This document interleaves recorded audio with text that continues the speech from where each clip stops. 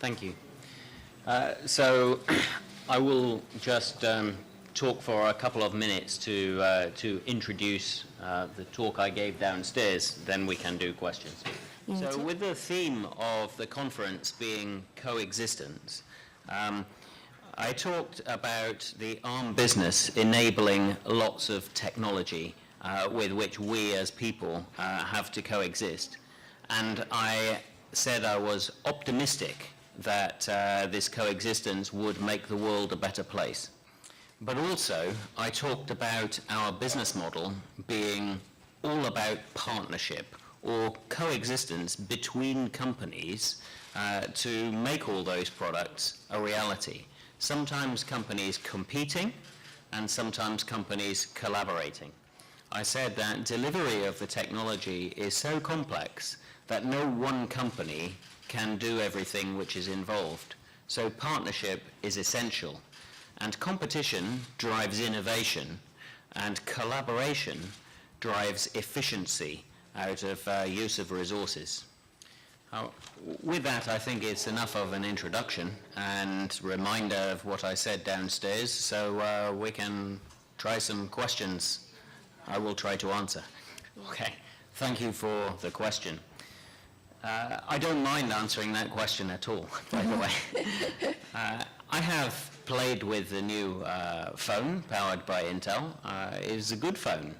And I put it beside my Apple iPhone 3, and it does exactly the same sorts of things. It is perfectly adequate. However, I believe ARM will continue to maintain a very, very high share in the mobile phone space because of our partnership model. If Intel succeed in creating technology which is as good as ARM technology, then they will become one of 20 or so suppliers, chip suppliers, supplying chips into the mobile space. In addition, of course, ARM does not sit still. And so whilst Intel improves their technology with manufacturing expertise, and they expect to achieve things like a 20% improvement in power efficiency with FinFET technology. As that is happening, ARM is also improving its technology, and our big. LITTLE architecture, which we announced at the end of last year, enables, compared with, say, today's state-of-the-art phone, already more advanced than the Intel phone, a 2x improvement in performance and a 5x improvement in power efficiency. Okay. First question about preference for integration and single chips. ARM is all about integration and single chips. From a technology point of view, you will not find an isolated single ARM. ARM always exists on a chip with other parts of the design from semiconductor companies like Samsung, like LG, for instance. So there is really no change here. However, the business model is all about choice and diversity, so that companies who are building end products like televisions can choose, and one year they may choose to have a highly integrated everything on one chip. Another year, for another model, they may decide that it is better to add some functionality with multiple chips. And the ARM business model does not insist on one or the other. We enable both choices. Your second question was about wearable computing, and I think this is something we have talked about for many years. Often we talk about things before the technology really supports the availability. So most of ARM-based products today, 40 years ago it was science fiction. Sometime over the next decade or so, I think you'll see wearable computing move from science fiction to reality. It needs very power efficient computing. I don't want to carry a battery around with me, not a heavy battery.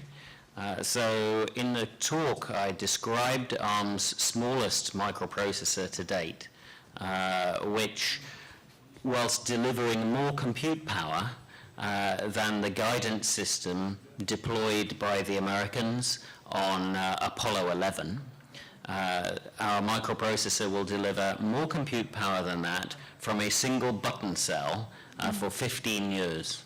Now we have such technology, wearable computing is a possibility. Yeah. Thank you. Thank you for the question. Our strategy going forward is to maintain the partnership business model because we don't believe that the Wintel model, which dominated PCs for 25 to 30 years, is the right model going forward for any application, smartphones or not.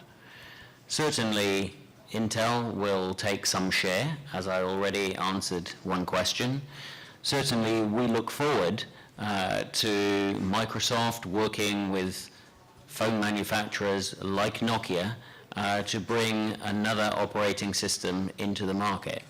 But we want to enable all the relevant operating system players and all the relevant silicon players so that together they can provide all the relevant handset providers with choice, diversity, and innovative ARM-based solutions. Well, I think it's clear that over the next several years, we're going to find a merging of smartphones, tablets, and what we know today as mobile computers. The form factor will become not really very important. The functionality will be all very, very similar, and there will be choice over form factors. Obviously, a smaller form factor has a smaller battery.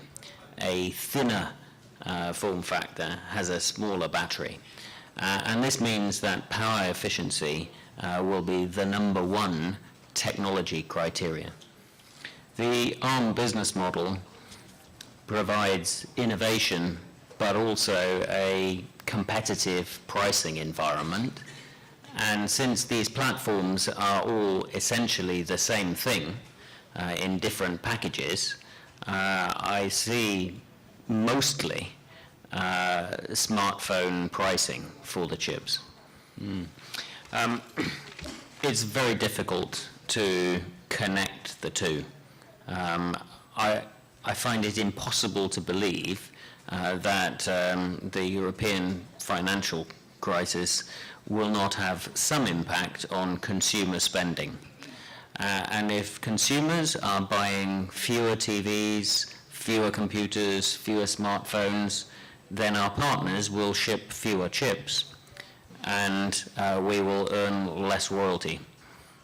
However, in our experience, ARM's royalty tends to outperform growth of the underlying semiconductor industry.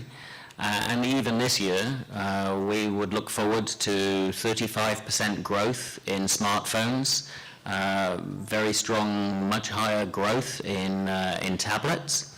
And so I think ARM technology is getting designed into those places which still have very strong growth in spite of European financial crises. Yeah. And this is a positive effect for our royalties, for our licensing, because semiconductor companies wish to be equipped with the latest ARM technology, and together that's good for our profitability and earnings growth.